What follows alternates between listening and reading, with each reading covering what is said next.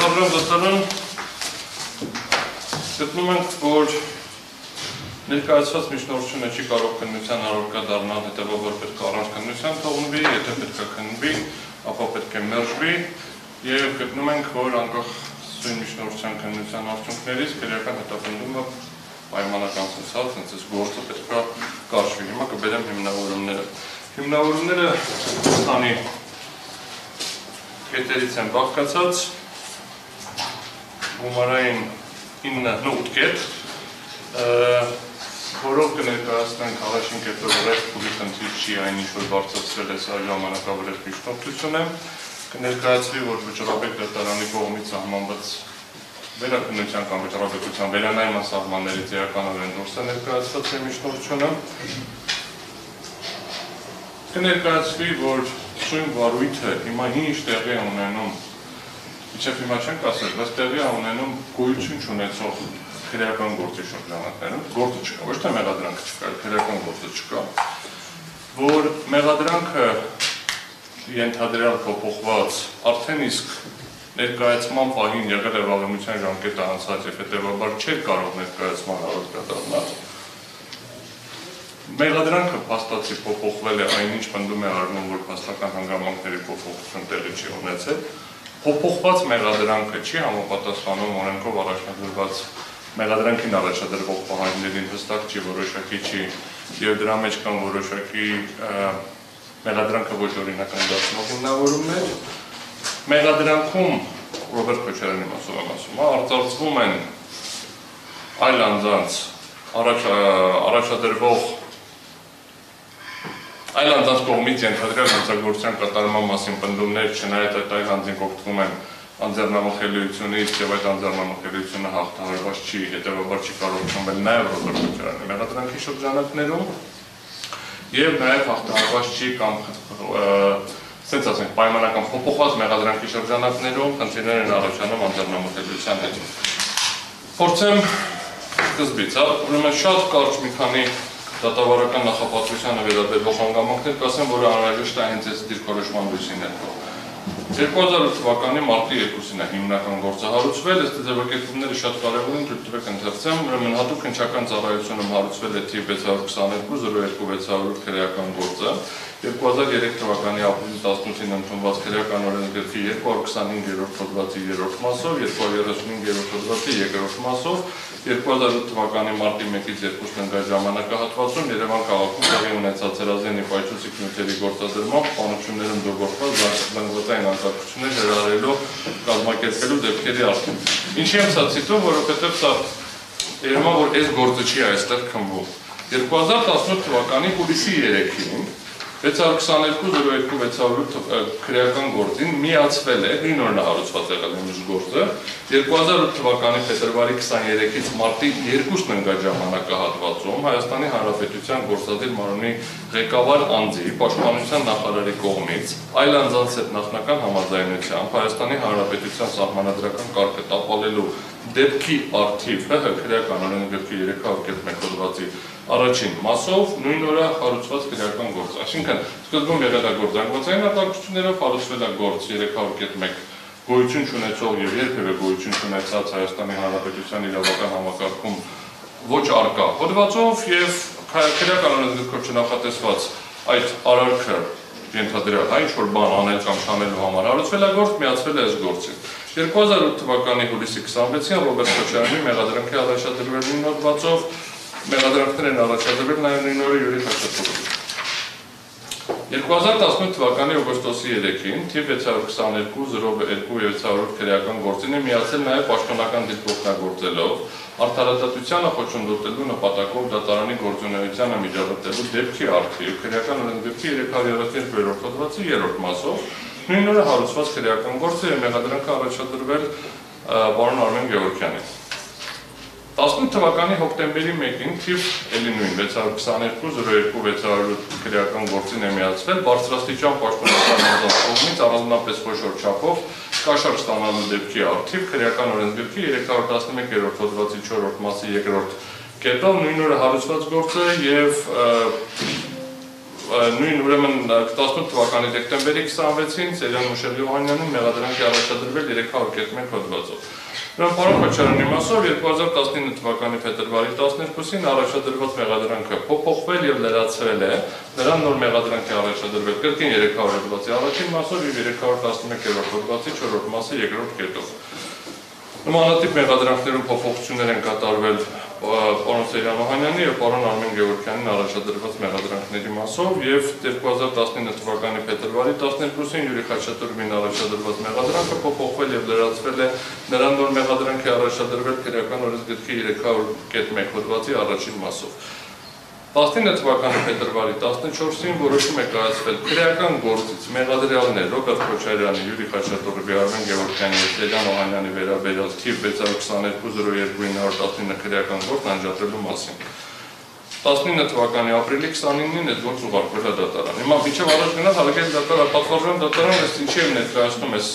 մանրակրկիտ կարող է շատ տեխնիկական թվա, բայց շատ կարևոր է, որ պարոն Քոչարյանի նկատմամբ երկու էպիզոդ ա եղել, 311 հոդված ըստերության բաղանությունը մատեն չկա, մենք հիմա տեսականորեն քննարկում ենք ենթադրյալ հարուցված ինչ-որ որոշում, որով մեղադրանքը, որով գործ է հարուցվել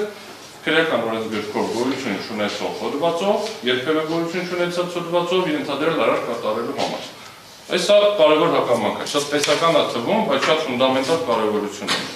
Առաջին աշյանի դատարանը 19 թվականի մայիսի 7-ի որոշմամբ քրեական գործ ընդունել է վարույթ, իսկ մայիսի 20-ի որոշմամբ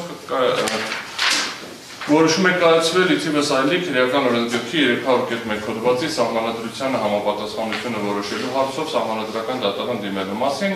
մեկ այլ գործընթացի արդյունքում սահմանադրական դատարանը դիմել նաև Ռամոտ Թևանյան, Ռոբերտ Քոչարյանի ներկայացուցիչը։ Սահմանադրական դատարանի 21 թվականի մարտի 26-ի որոշմամբ 1586 որոշմամբ քրեական օրենսգրքի 301-րդ հոդվածը ճանաչվել է, սա էլ է շատ կարևոր 78-79 հոդվածներին հակասող անվավեր։ Սրանք ոչ թե ինչ-որ տարերինակով խնդիր, այլ սահմանադրական դատարանը գտել է, որ տվյալ քրեական օրենսգրքում գրված հոդվածը որոշակի չի, այսինքն չունի ծավալ, դրա ծավալը հստակ չի, չկա սահմաններ, որով կարողանանք որոշենք։ Սա չի եղել այն դեպքը, որ ասել է օրինակ կա ծավալ, բայց օրինակ վերազանցում, գերազանցում անհրաժեշտ չի, դեմոկրատական հանրապետության հասարակության համար ոչ անհրաժեշտ սահմանափակում, այստեղ որոշակի չի, չենք հասկանում ինչ է, ինքը իրար մեկը իրան վաստակող գործողություններ են նկարագրված, ըստ էության իրավական համակարգում վերացնելն ու փաստացի ոչնչացնելը տապալել են, հակասում են, մեկը իրար չհամընկնող բազմություններ են նկարագրված, եւ երկրորդն էլ ասել է հղում արվում սահմանադրության վրա, որը փոփոխվող փաստաթուղթ փոփոխվել է, չի տեղայնացվել, պարզ չի։ Ուրեմն դրանից հետո առաջին աշյանի դատարանը 21 թվականի ապրիլի 6-ի որոշմամբ Ռոբերտ Քոչարյանի նկատմամբ քրեական օրենսգրքի 301 հոդվածի առաջին մասի քրեական հետապնդումը դատարեցրել է, սա է կարևոր, որտեղ վիճակագրական քրեչրաբեկին հանցագործության դեպքի բացակայության հիմքով նմանատիպ ձևակերպումներ կա նաև պարոն Սերյան Օհանյանի, պարոն Յուրի Խաչատուրովի եւ պարոն Արմեն Գևորգյանի մասով։ Այդ մասով ավարտվել է 311-ով գործը շարունակվել է։ Վերոնշյալ որոշման դեմ մեղադրող Բաղդասարյանի, Տուժող Կետիկյանի, Տուժող Ավագյանի ներկայացուցիչ Շաֆարյանի, Ռոբերտ Քոչարյանի պաշտպաններ Կուդոյանի եւ Ալիմյանի վերաքննիչ բողոքների քննության արդյունքում վերաքննիչ դատարանը 21 թվականի նոյեմբերի 26-ի որոշմամբ բողոքները մերժել են, առաջին աշյանի դատարանի 21 թվականի ապրիլի 6-ի որոշումը թողել են անփոփոխ։ Այստեղ մի հատ հանգամանքին նաև ցանկանում ուշադրություն հրավիրել, պատվարժան դատարան առաջին աշյանում գործի քննության ժամանակ մեղադրողը որևէ գործողություն, որը ուղղված կլներ մեղադրանքը վերավորակելուն, ինչ-որ բան փոփոխելուն, միջնորդություն ներկայացված լիներ, որ ես ցանկություն ունեմ ինչ-որ բան փոփոխելու, բայց նման հնարավորություն չունեմ, չկա։ Մեղադրողը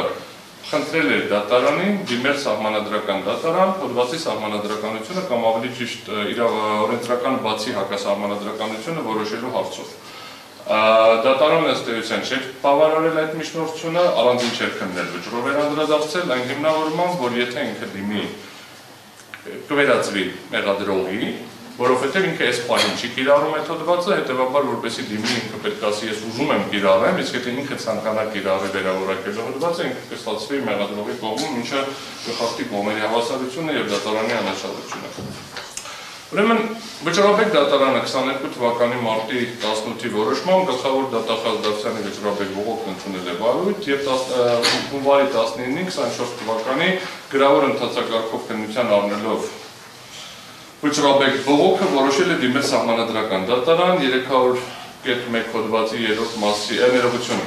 Քրեական դատավարության օրենսգրքի 309.1 հոդվածի 3-րդ մասի եւ դրա հետ համակարգային առումով փոխկապակցված քրեական դատավարության օրենսգրքի 35-րդ հոդվածի առաջին 4-րդ 5-րդ մասերի եւ 366-րդ հոդվածի 2-րդ մասի իրավակիրառ պրակտիկայում մեկնաբանությանը սահմանադրության համապատասխանության հարցը որոշելու համար։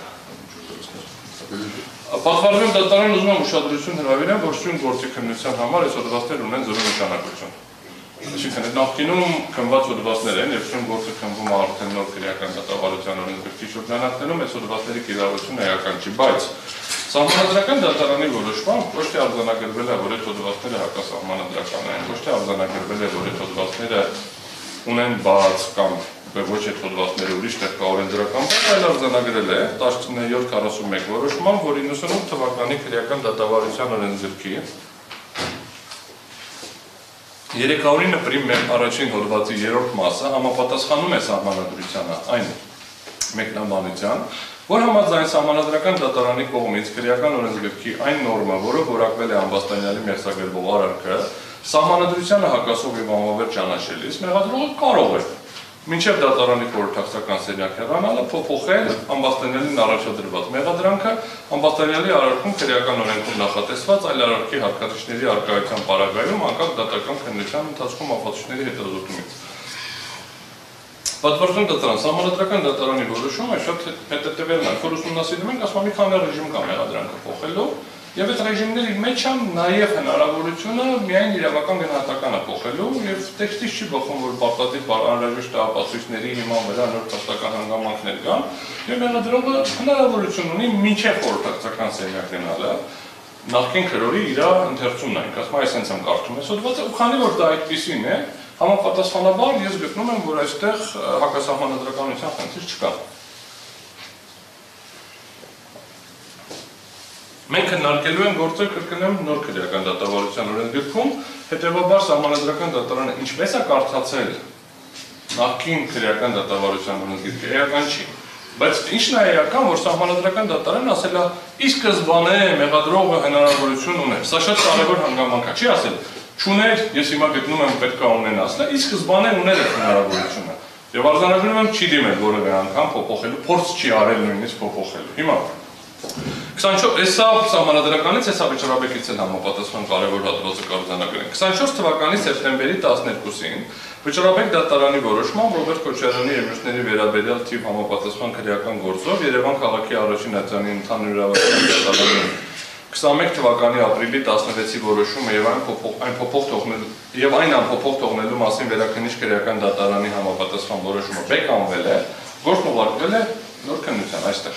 Վարույթ է ընդունվել ձեր կողմից։ Հիմա սա դատավարական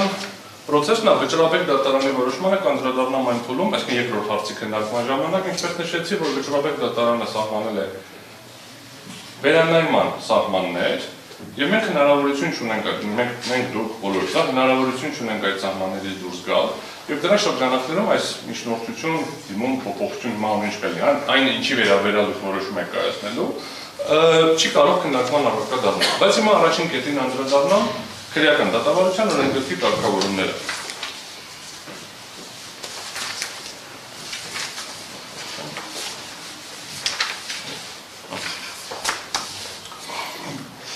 Պատվարժան դատարան կրկնենք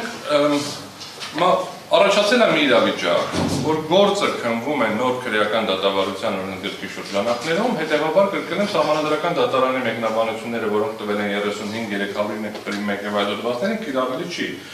Բայց եթե նույնիսկ ընդունենք, որ պետք է այդպեսին կիրառելի լինի, դրան էլ կանդրադառնանք, այսինքն որ էությունը իրավունքի չխախտվի։ Հիմա հասկանանք ինչ է ասում քրեական դատավարության օրենսգիրքը։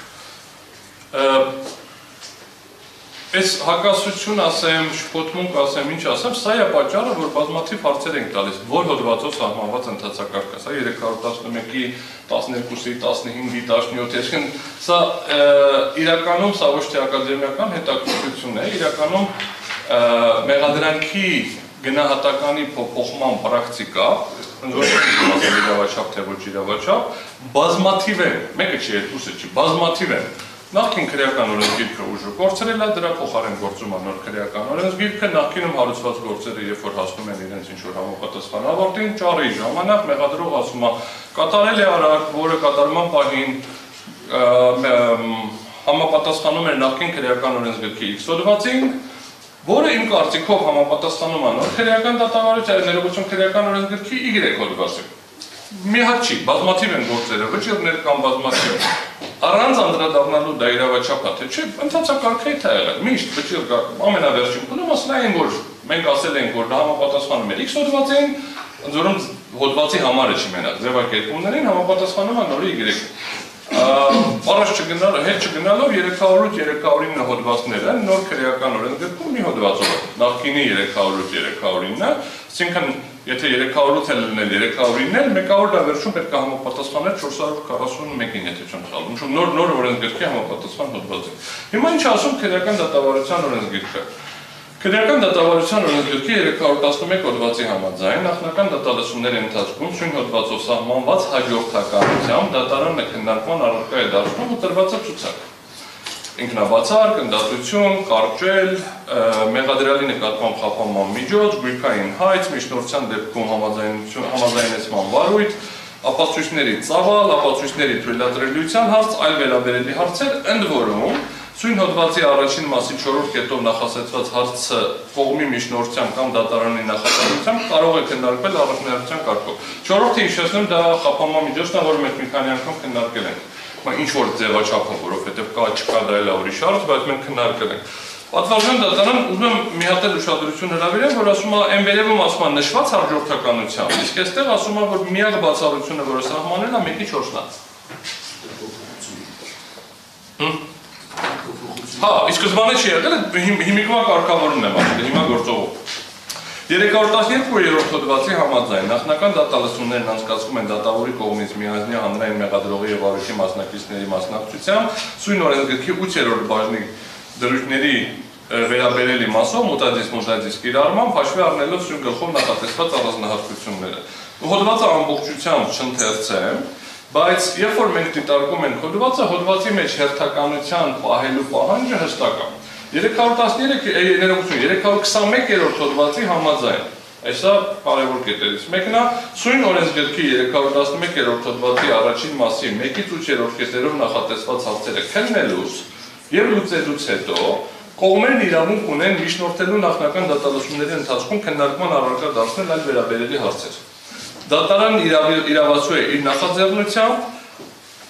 դատալսումների ընթացքում քննարկման առարկա դարձնելու ցանկացած այլ վերաբերելի հարց։ Պատվարժան դատարան ինչի է մեզ մի քանի հոդվածը ցիտում, բոլորում անխտիր ուղղակիորեն նշված է։ Սկսում ենք 1-ից, ավարտում ենք 8-ով, այ հետո այլ վերաբերելի հարցեր։ Ընդ որում կնշեմ, որ այլ վերաբերելի հարցերի մեջ էլ չի ես միջնորդությունը։ Իսկ ես ոչ թե ասում եմ դա պետք է 9-ով լիներ, ես ասում եմ դա չէր կարող այս փուլում ընդհանրապես լինել։ Հիմա նայեք, քրեական դատավարության օրենսգրքի համակարգային վերլուծությունը ցույց է տալիս, որ առաջին աշնանի դատարանում իրականացվող վարույթը ներառում է միմյանց հաջորդող 3 պարտադիր պայմանական անուն ունեն ենթափուլ։ Նախնական դատալսումներ, հիմնական դատալսումներ եւ լրացուցիչ դատալսումներ, եթե կլինեն։ Եթե կլինեն չկան, այսինքն դրանցից յուրաքանչյուրի բովանդակությունը եւ ներքին տրամաբանությունն իրենց ամբողջության մեջ կոչված են առավելագույն պայմաններ ստեղծելու քրեական վարույթում հիմնական դատալսումների պատշաճ եւ արդյունավետ իրականացման համար։ Եթե գործը կարող է քննվել եւ հասնել այդ փուլին, որովհետեւ կարող է գործը դա հիմնական դատալսումների փուլ չի էլ կարող հասնել։ Այսինքն այդ փուլի ամբողջ խնդիրը դրամարել նախնական բառն է ասում, ասում կազմակերպենք այնպեսի, որ հիմնական դատալսումների ժամանակ այս հարցերը քննարկելու կարիք չլինի։ Այդ թվում նաև իրավական հարցեր, որոնք բացառում են, որ այդ փուլին մենք ընդհանրապես հասնենք։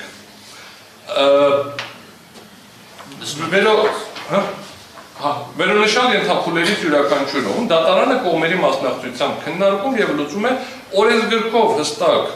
նախատեսված հարցեր, ընդ որում պատվարժան դատարան ուզում եմ ուշադրություն հրավիրեմ, որ կա Հայաստանի Հանրապետության քրեական դատավարության նոր օրենսգրքի հայեցակարգային լուծումների, նորարարական մոտեցումների եւ հիմնական ինստիտուտների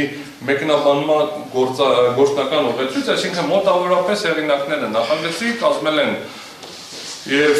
Երևանի պետական համալսարանի ակադեմիական շրջանակները կազմել են համապատասխան ուղեցույց, միակը չի, մի քանի հատ էլ կա, բոլորում անխտիր, չկա, մի հատ էլ ակադեմիական հոդված, գիրք, մոտեցում, չգիտեմ,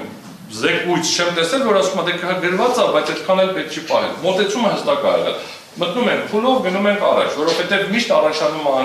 անկանխատեսելիություն եւ շատ բարձր անհրաժեշտություն կա կանխատեսելիությունը ապահովելու։ Նախնական դատալսումների ենթափուլում օրենսդիրը հստակ սահմանել է, թե ինչ հարցեր կարող են քննարկվել եւ ինչ հաջորդականությամբ, որի ճեղում չի թույլատրվում։ Բացառությամբ խափանման միջոցի, որը փոփոխվել է։ Ընդ որում հայեցակարգային առումով դրանցի ճեղում չի էլ պահանջվում, հիմք ընդունելով այն, որ օրենքով նախատեսված եւ քննարկման ենթակա յուրաքանչյուր հարց հնարավոր է բարձրացնել նախորդ հարցի վերաբերյալ որոշում կայացնելուց հետո, կամ այլ կերպ ասած, այն հաջորդականության խախտումը տրամաբանորեն վերացնում է այլևս հաջորդ հարցը քննարկելու անհրաժեշտությունը։ Պատվավորում դատարան ամենասկզբում, որ դուք հարցադրում եք անում դատարանը պատշաճ չի պետք է քննարկվի, չպետք է քննարկվի, ասենք, հիմա հետևյալն ասում է, թե չեն քննարկել դատարանը պատշաճը, չեն քննարկում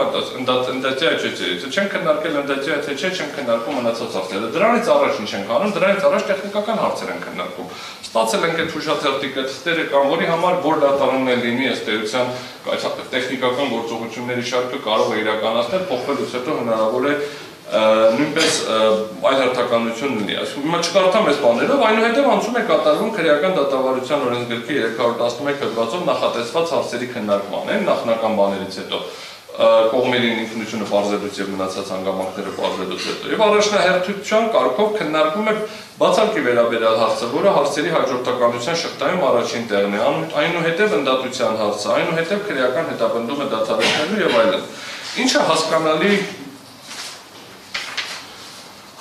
է, քանի որ նախ պետք է դատավորը դատախազը մնացածը պարզանք հետո նոր անցնենք հաջորդ հարցերին։ Այլ կերպ ասած, օրենսդիրը նախնական դատալսումների առարկան կազմող հարցերի շրջանակը եւ դրանց հաջորդականությունը չի որոշել պարտականության սկզբունքով, պատահականության սկզբունքով, այլ դրա հիմքում դրել է հստակ տրամաբանություն, որով պայմանավորված է այդ հարցերի հաջորդականությունը չի կարող կամայականորեն փոխվել։ Ինչպես նաեւ չի կարող այդ հարցերի շրջանակից դուրս որևէ այլ հարց քննարկել, որոնք օրենքով նախատեսված չեն։ Հատկապես չի կարող քննարկման առարկա դարձնել այնպիսի հարց, որը հանդիսանում է դատական վարույթի, օրինակ հաջորդող որևէ այլ հետապնդի լուծման հարց։ Առաջ անցնելով պատվարժույն դատարան ուզում եմ մի բան ֆիքսենք, էլի, որ ես նշում եմ այս որ պետք է այս հերթականությամբ գնա, իմ անձնական եւ որպես փաստաբան եւ որպես իրավաբան գիտնական կարծիք կայանում է նրանում, որ եթե ի սկզբանե պարզ է, որ գործը չի կարող դատարանում քննվի, փուլերով անցնելու անհրաժեշտություն էլ չկա։ Ես ուղղակի ներկայացնում եմ այն ձեր կողմից բարձրացված այն դիրքորոշման կամ հարցադրման լույսի ներքո, որ այս հարցերը չենք լուծել, ոնց անցնենք հաջորդ հարցերին, այսինքն սա չի նշանակում, որ ես գտնում եմ, որ օրինակ պետք է քննարկենք բացարկի հարց, որ պետք է քննարկենք մնացած հարցերը, ես գտնում եմ, որ այս գործը չէր կարող դատարանում քննվել։ Իրավաբանորեն չէր կարող քննվել, որովհետև չկա մեղադրանք եւ չկա քրեական գործ։ Բայց քանի որ քննվում է, ես հիմա ինչ որ կներկայացնեմ ու ներկայացնում եմ, ես ելնում եմ այն կանխավարկածից, որ լավ, կա ինչ որ բան, որը քննվում է, ձեր ասած ձևակերպման լույսի ներքո մեղադրանք առաջադրվել է, թե չէ, ուրիշ հարց է, եւ ենթադրենք, հա, եւ չի վերացվել, դե հետեւաբար ինչ որ բան քննում է։ Ես գտնում եմ, որ չի առաջադրվել, չկա մեղադրանք, որտեղ որ առաջադրվել, պետք է այդ պահին գոնե գործող որևէ հոդված լիներ։ Բայց ինչ է լիցե, հիմա այս ամբողջ դիրքորոշման մեջ ես ոչ թե հետ եմ կաղնում իմ դիրքորոշումից, ուղղակի ուզում եմ արձանագրեմ, որ քանի որ ինչ որ պրոցես է լինում, ցույց եմ տալիս, որ այս պրոցեսն էլ ինքնին չի կարող շարունակություն ունենալ։ Անդրադառնալով այն հարցին ՀՀ քրեական դատավարության նոր օրենսգրքի հայեցակարգային լուծումների մեջ, որը կազմվել են օրենսգրքի կազման աշխատանքային խմբի անդամների կողմից, նշվում է. Նախնական դատալսումների նախապատրաստական մասը կատարելուց հետո դատարանը օրենսգրքով սահմանված հերթականությամբ քննարկում է եւ լուծում է բոլոր այն հարցերը, որոնք անխուսափելիորեն վերաբերվում են կամ որոշակի պայմանների առկայության դեպքում կարող են վերաբերել ցանկացած քրեական վարույթի։ Ընդ որում որոշ հարցեր անհրաժեշտ է քննության առնել դատական վարույթի իրավաչափությունն ապահովելու, օրինակ բացարկի եւ ինքնաբացարկի, ինչպես նաեւ վարույթի ընդդատության վերաբերող հարցերը, մյուսները հիմնական դատալսումների արդյունավետ իրականացման պայմաններ ստեղծելու, օրինակ քրեական հետապնդումը դադարեցնելու կամ վարույթը կարճելու, հետազոտման ենթակա ապացույցների ծավալին եւ ապացույցների թույլատրելիությանը վերաբերող հարցեր, իսկ մի մասն է դատական վարույթի մասնակիցների իրավունքների եւ իրավաչափ շահերի պաշտպանությունը երաշխավորելու համար, օրինակ խափանման միջոց կիրառելու կամ գույքային հայցի առնչվող հարցեր։ Սա նույն գրքից մատնանշեցի։ Ինչպես օրենսդրական կարգավորումների վերլուծությունից հետևում է, որ մեղադրանքի փոփոխությունը չի մտնում նախնական դատալսումների առարկայի մեջ, այսպիսով։ Այսինքն օրենսդիրը նախնական դատալսումներում հնարավոր չի համարում քննարկել մեղադրանքը փոփոխելու հարցը, քանի որ այդ հարցի քննարկումը հանդիսանում է մինչև դատարան ներկայացնելու փուլի, հələ որ դատարան չենք ներկայացրել, նոր մեղադրանք առաջադրենք, նախաքննություն ագնում, փոփոխենք մեղադրանքը քրեական գործը, իսկ դատական քննության ընթացքում բացառության կարգով, որտեղ հիմնական չի կարող լինել, հիմնական դատալսումների առարկան եւ չի կարող քննության առարկա դառնալ եւ լուծվել նախնական դատալսումներում։ Ընդ որում օրենսդրական ձևակերպումներն այնպիսին են, որ մեղադրանքը փոխելու հարցը քննարկում եւ լուծվում է առավելապես հիմնական դատալսումների ավարտին, երբ կողմերը հետազոտում են ապացույցները։ Պատվարժան դատարան մինչև խորհրդակցական սենյակ հեռանալ ձևակերպումը չի կարող ենթադրել բանից գործ հարուցելուց մինչև այդ պահը, վարույթ ընդունելուց մինչև այդ պահը։ Ենթադրում է, որ անմիջապես առաջ, թե չեք ասել գործի ցանկացած փուլում մինչև այդ պահը, եթե ձևակերպումները նայեն։ Պարզ է, որ խորհրդակցական սենյակ գնալուց հետո դատախազը չի կարա մեղադրանքում ինչ-որ բան փոխի, որտեղ դատավորը առանձին սենյակ է, խորհրդակցական չօգտագործում։ Առանձին սենյակ հեռանալուց հետո էլ ոչ մի շփում չկա այդ առանձին սենյակում գտնվող նախագահող դատավորի հետ, որ հələ մի հատ էլ միջնորդվի, քննարկվի։ Ակնհայտ է, որ դրանից հետո չի լինելու, դրանից առաջ պետք է լինի։ Բայց դրանից առաջը ենթադրում է անմիջապես դրանից առաջ։ Հետևաբար խոսք լինել չի կարող նախնական դատալսումներին մեղադրանքի փոփոխության մասին միջնորդություն հարուցելու եւ լուծելու մասին, կամ մեղադրանքը փոխելու եւ լուծելու մասին։ Ընդ որում փոփոխել ձևակերպնում այստեղ նույնպես պայմանական են կիրառում, որովհետեւ ինչպես ցույց կտամ, չի կարող փոփոխվել մի բան, ինչը գոյություն չունի։ Կարա ստեղծվի նոր բան, բայց ինքը գոյություն չունի, ոչ թե ինքը դեֆեկտիվ է, ոչ թե ինքը կա, խնդիրներ ունի, շփվում ենք, այլ գոյություն չունի մեղադրանք։ Ես փոփոխել բառը օգտագործում եմ զուտ օրենսդրական իմաստով, որ եթե նույնիսկ հնարավոր լիներ մի հատ մեղադրանք լիներ, փոխելու կարիք լիներ, միևնույնն է չէր կարող կատարվել նախնական դատալսումների կարիքը փուլում։ Այս կատեգորիկ պնդումը պատահական չէ եւ պայմանավորված է նախնական դատալսումների ենթափուլի խնդիրներից, որոնք հիմնականում հանգում են նրան, որ այս փուլում դատարանն իրականացնում է նախապատրաստական վարույթի գործողություններ, որոնց նպատակն է վերացնել միջդատական վարույթում թույլ տրված առանձին թերությունները, եթե դա հնարավոր է, որտեղ միշտ չի հնարավոր, ստեղծել անհրաժեշտ նախապայմաններ հիմնական դատալսումները սահուն եւ արդյունավետ անցկացնելու համար, նույն տեղում եւ որպես հետևանք նախնական դատալսումները նաև ունեն նպատակ բացառելու այն գործերի հիմնական դատալսումների փուլ հասնելը, որոնք ունեն այնպիսի արատներ, որոնք պայմաններում հնարավոր չի իրականացնել հիմնական դատալսումները։ Պայմանական ասած պատվարժան դատարան հետևյալ ասում, եթե ինչ-որ բան կա, որ չպիտի հասնի, ապացույց հետազոտենք, վկաներ կան չենք, փորձագետներ ներգրավենք, հանրային եւ մասնավոր ռեսուրս ծախսենք մի բանի համար, որը արդեն իսկ այն ամենասկզբում պարզավոր, որը դա արդյունք չի կարող, չանենք, որտեղ դա կդառնա ուղղակիորեն արհեստական գործողություններ, ձևական պրոցես։ Անհրաժեշտ այսպիսով նախնական դատալսումները կոչված են նախադրյալներ ստեղծել պատշաճ դատաքննության հիմնական դատալսումներ իրականացնելու համար, հետևաբար օրենսդիրը տվյալ փուլի քննության առարկայի համար այնպիսի հարցերի շրջանակ է սահմանել, որոնք չեն վերաբերվում ըստ էության մեղադրանքի հիմնավոր եւ անհիմն լինելու եւ դրա հիմքում դրված ապացույցների բավարարության անբավարարության, սակայն կարող են վերաբերվել գործընթացի ակնհայտ ապօրինի լինելուն, մեղադրանքի օրինականությանը եւ մեղադրանքի հիմնավորվածությանը ապացուցված լինելուն չվերաբերվող այլ հարցերին։ Պատվարժան դատարանը ընդ որում ապօրինի ասելով շատ կարեւոր է այս առնվազն այս վարույթի շրջանակներում մեղադրող դատախազի գործողությունները չեն գնահատում, այլ իրավունքների միջամտությունը։ Ով կգնահատի դա դատախազն ակնիշն է, դատավորն է, սա դեպի ուրիշ հարց է, այլ սա ոնց որ ապօրինի ասելով ինիկատիվ չունեմ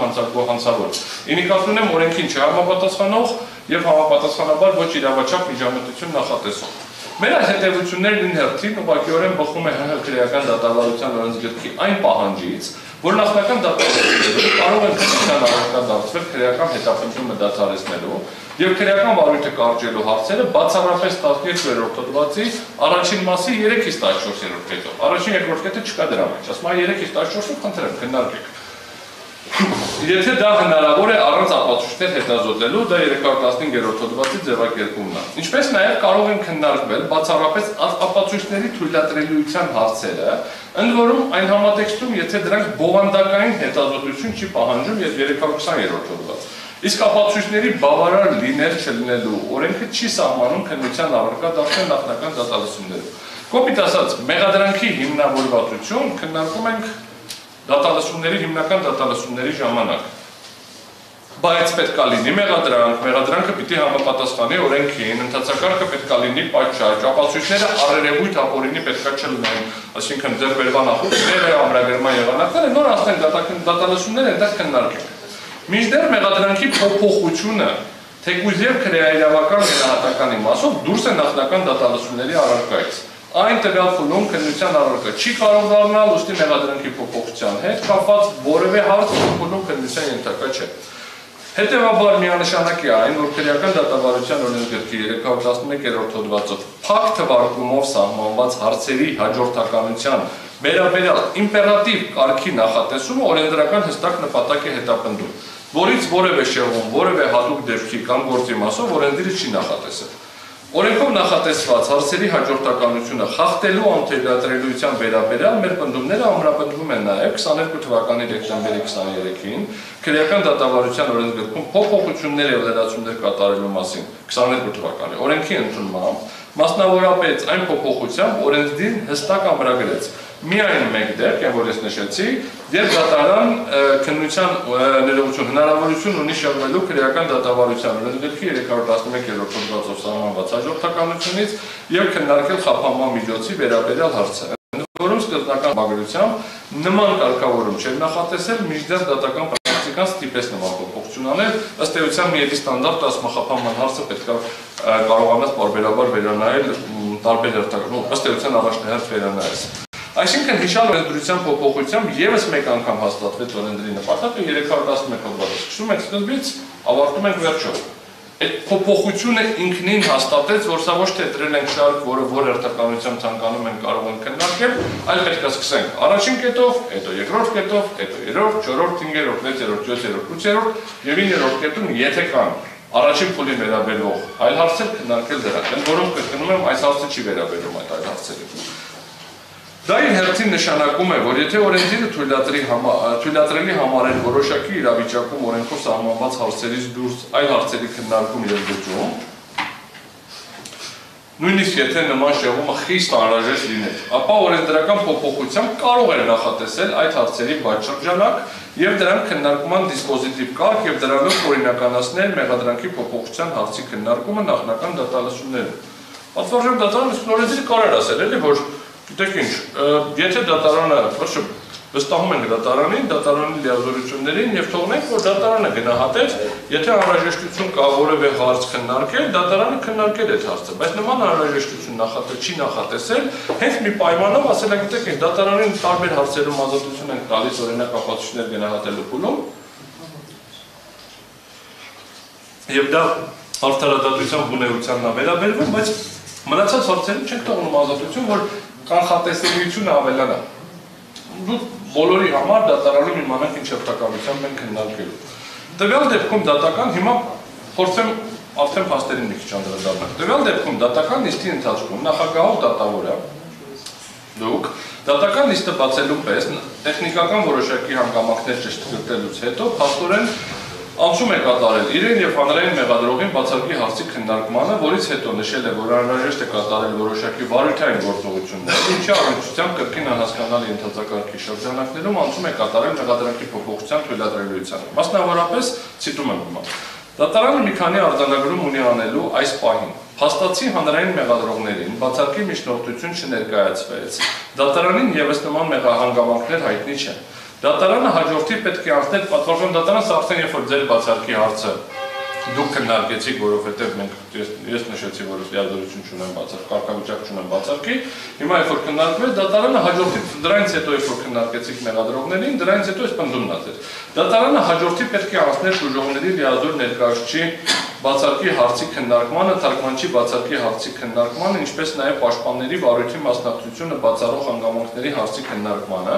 սակայն հաշվի առնելով, որ պաշտպանները պարբերաբար ընդգծում, շահարկում են, թե իրավական գնահատական չունենք, չգիտենք ինչից պաշտպանվում են, չգիտենք ըստ իրենց ամենայն դեպս դատարանը մի քանի անգամ արձանագրել է, պարզաբանել է, որ փաստական հանգամանքներից պետք է պաշտպանել։ Հաշվի առնելով, որ դատարանը արդեն իսկ ընդգծեց, որ լիազոր իրավասու դատարան է, հանրային մեղադրողների լիազորությունները պատշաճ են, բացարկման ենթակա լինելու հանգամանքներ դատարանին հայտնի չեն, քննարկելով հանրային մեղադրող Հայկ Հովհաննիսյանի կողմից դատարան ներկայացված գրությունները եւ քիչ փաստաթղթերը, ինչպես նաեւ դեռևս երկու դատական նիստ առաջ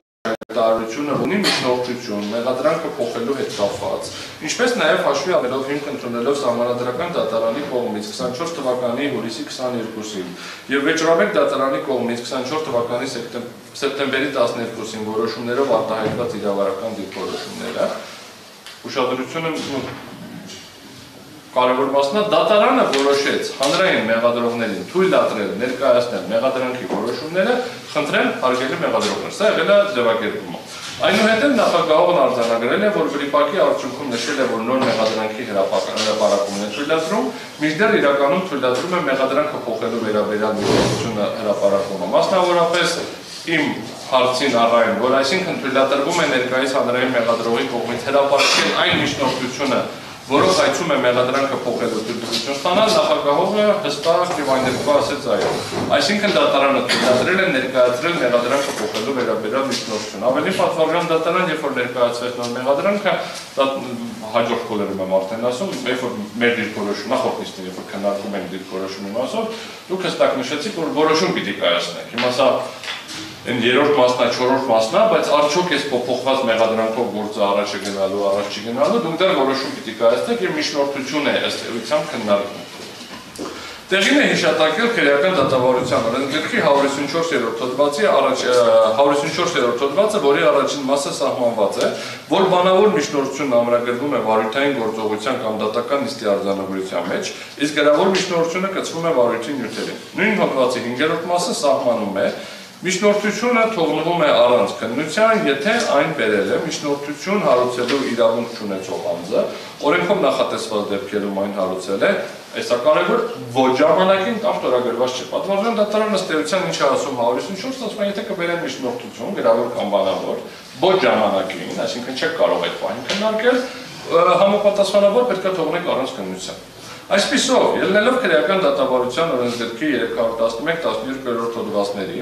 եւ նույն օրենսգրքի 154-րդ հոդվածի 5-րդ մասի համակարգային մեկնաբանությունից եւ վերլուծություններից, գտնում ենք, որ եթե նախնական դատալսումների ընթացքում օրենքով սահմանված հարցերը քննարկելիս դատավարության մասնակիցները բարձրացնում են այնպիսի հարցեր կամ ներկայացնում են այնպիսի միջնորդություններ, որոնք առհասարակ նախնական դատալսումների ընթացքում քննության առարկա չեն կարող դարձվել, նախագահող դատավորը պետք է ներկայացնել միջնորդություն, ներողություն, պետք է ներկայացված միջնորդությունը թողնի առանց քննության ենթադրաբար վաղաժամ լինելու հիմքով։ Դա դատաքննության փուլում որոշ հանգամանքներում կներկայացվի այսպես պայմանական, եթե կհասնենք այնտեղ, եթե գործը կարող է այնտեղ հասնել։ Հետևաբար հաշվի առնելով, որ հանրային մեղադրողի կողմից ներկայացված միջնորդությունը դատական վարույթի տվյալ ենթափուլում առհասարակ չէր կարող ներկայացվել, ուստի դատարանը այն ոչ ժամանակի ներկայացված լինելով հիմքով պետք է թողնի առանց քննության, հակառակ դեպքում խախտվում է նախնական դատալսումների ողջ տրամաբանությունը, կառուցվածքը, խնդիրները եւ փաստացի ունենում են կոնկրետ դեպքի համար վարույթ հատուկ կարգ, որը հատուկ է արտակարգ դատարան, ներողություն, որը հակասում է արտակարգ դատարան չունենալու գաղափարին եւ օրենքի հիման վրա ստեղծված դատարանի հայեցակարգերին։ Պատվարժան դատարան, եթե կա դատավարական։ Ներողություն եմ խնդրում եմ դատավորում, ուղղակի 154-ը դա 4-րդ մասում է, դրանից Արդյոք։ Միջնորդությունը հետազոտելու հետ կապված։ Իսկ դրանը կարողանա։ Ես ասենց ասեմ, բերեք դրան էլ անդրադառնալ։ Միայն առանց քննության թողան, նաև հետազոտելուց ուտել։ Իհարկե։ Ես Փոստվարժան դատարան, ես հիմա կներկայացնեմ ինչ եմ գտնում առանց քննության, չէ, ես ասեմ թե չի կարող հետաձգվել։ Նայեք, Փոստվարժան դատարան, հետաձգելը կոչվածը կարող ենք հետաձգել, բայց ես քանի որ ես միջնորդության վերջում ներողություն դիրքորոշման վերջում նաև բերելու եմ հիմքեր ինչի քրեական հետապնդումը պետք է դադարեցվի։ Համապատասխանաբար այդ փուլում հետաձգելը չի գործելու։ Ուրիշ խնդիր էլ կա։ Հետաձգելու կետը ես ձեզ ընթերցեմ, ձեզ չէ, այսինքն ընթերցեմ, որ ավելի միջնորդության լուծումը վարույթն իրականացնող մարմնի որոշմամբ կարող է հետաձգվել միջև միջնորդության վերաբերյալ վերջնական որոշում կայացնելու համար էական հանգամանքների պարզումով։ Խնդիրը կայանում է նրանում, որ մենք ոչ թե ասում ենք, որ ինչ-որ հանգամանքներ կա պարզելու, որի պետք է անդրադարձ կատարենք հետագա փուլերում, այլ ընդհանրապես այս միջնորդությունը այս փուլում չի կարող ներկայացվել։ Դրանով է պայմանավորված առանց քննության թողնելու մեր դիրքորոշումը։ Եթե օրինակ միջնորդության հիմքում դրված լիներ որոշակի փաստական հանգամանքներ, որը պետք է դատարանը քննարկեր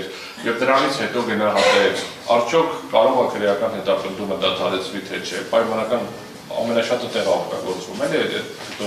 որ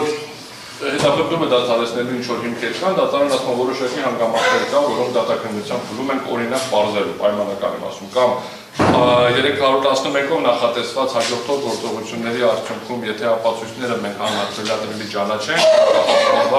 հետաձգելու միջնորդությունը պետք է ներողություն քրեական հետապնդումը դադարեցնելու միջնորդությունը բավարարեմ, հետևաբար ես հետաձգում եմ։ Այս միջնորդությունը ես կասեմ մերժեք, բայց քանի որ ես առաջին կետը վերաբերվում եմ նրան, որ ոչ ժամանակին է, դրա համար ես նշում եմ առանց քննության թողնելը։ Դատարանը համոզված եմ, որ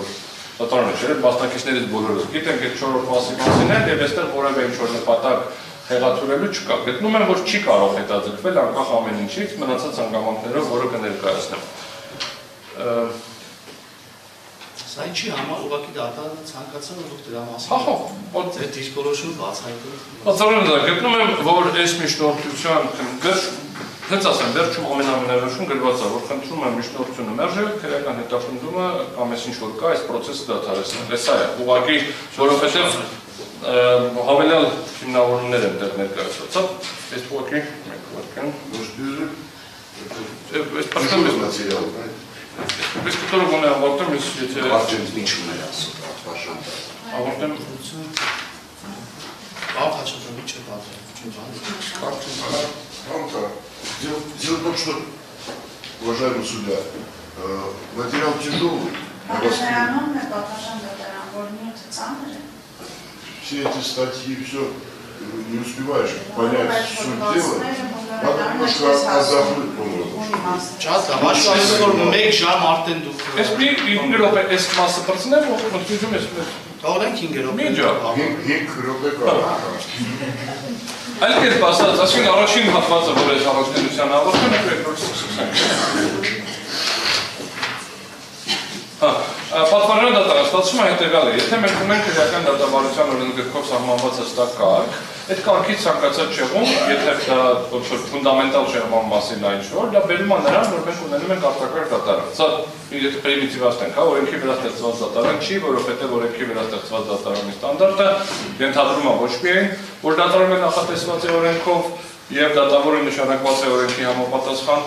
բավարարում անկախության պարամետրերին, բայց նաեւ ընդհանրակարգը։ Այլ կերպ ասած, օրենքի հիման վրա ստեղծված դատարանի դատավարական բաղադրիչը եւ արտակարգ դատարանի արգելքի սկզբունքը, ինչպես նաեւ Սահմանադրության 6-րդ հոդվածով նախատեսված օրինականության սկզբունքը, սահմանում են, որ դատարանը դատավարություն իրականացնել է, իսկ կարող է կատարել միայն այն գործողությունները, որոնց համար լիազորված է օրենքով եւ սեփական նախաձեռնությամբ չի կարող փոխել դատավարության ընթացքը կամ դատավարություն իրականացնել նոր կարգ սահմանել։ Եթե դա ուղղակիորեն ինչ-որ բաներ չի նախատեսած, որտեղ օրենսդրությունը նախատեսում է նաև հոդվածներ, որտեղ դատավորին տալիս է հայացողություն, որտեղ որ տրված է նման հայացողություն, դատարանը որոշում է։ Օրինակ ապացույցների հետազոտման հերթականություն օրենսդիրը չի ասել, անպայման սա կհետազոտեք, հետո սա կհետազոտեք, սա դատարանի լիազորություններն են։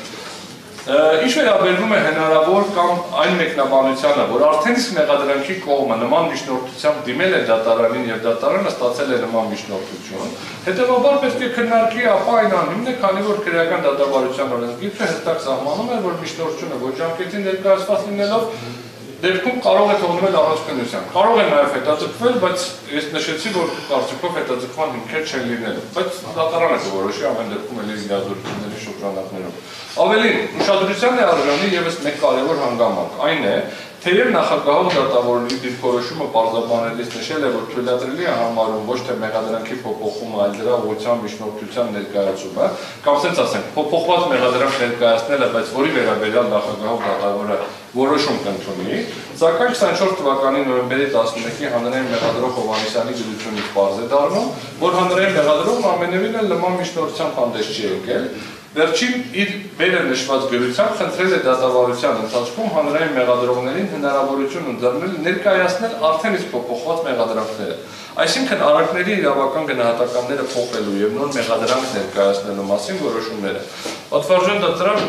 հետո էլ եմ շեշտելու, բայց շատ կարևոր է նոր մեղադրանք ներկայացնելու մասին որոշում ձևակերպումը։ Հետևաբար, եթե հանրային մեղադրողը պատշաճ ընթացակարգի չթույլատրված վարույթի փուլում անտեսմամբ իրացնում է օրենքով իրեն վերապահված լիազորությունը, ապա ի սկզբանե այս գործընթացը ապօրինի է, ուստի սույն թվականի, անցած